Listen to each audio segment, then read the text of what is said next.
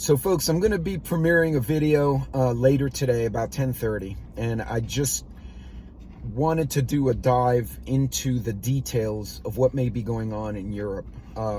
Not so much the fear-mongering thing, but what are the stats, what are the facts, as much as we can figure out. Part of this was prompted by a couple of video Canadian prepper had put out over the last few weeks. He had received a call from a government entity just before they broke up the Ottawa trucker protest for a bunch of equipment from his store, and he couldn't fulfill the order. It was a ridiculous request, and he basically said, I think something's going to go down in the next 48 hours. And it actually happened about 72 hours later. So he was within 24 hours. That's a pretty damn good guess on his part.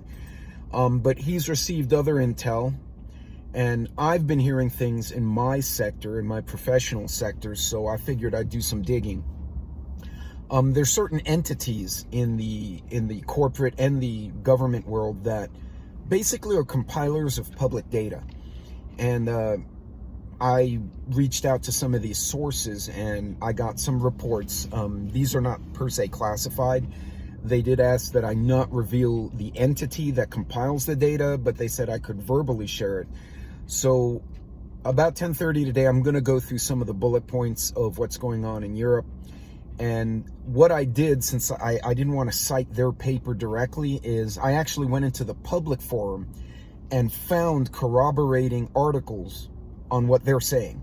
They didn't give me any links. They actually were giving different sources, so I cross-referenced with another source, which I posted in the video.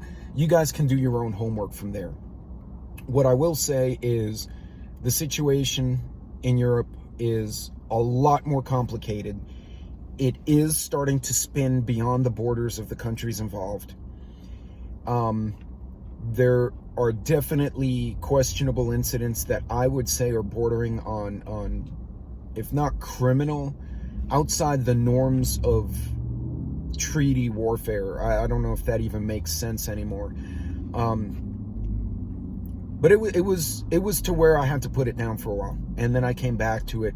So you're going to notice the videos in sections because I had to stop, and there's some stuff I just didn't even bring up because it doesn't serve a purpose.